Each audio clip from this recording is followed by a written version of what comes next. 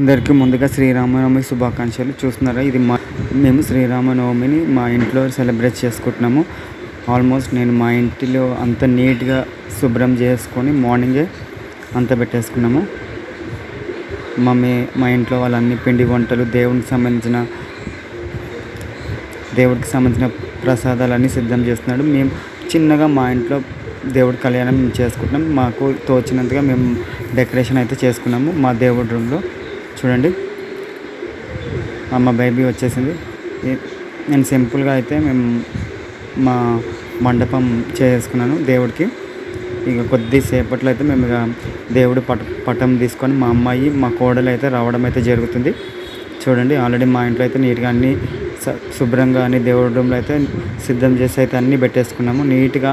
అని శ్రీరామనవమి ఇద్దరు పిల్లలు మా కోడలు దేవుడి పటం తీసుకొని అయితే రావడం అయితే జరుగుతుంది.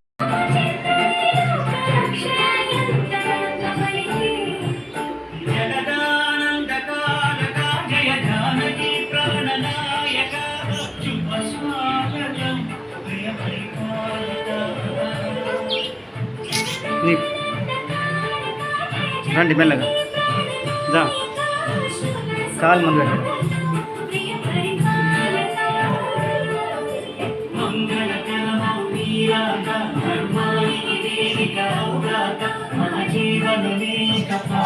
టేబుల్ మీద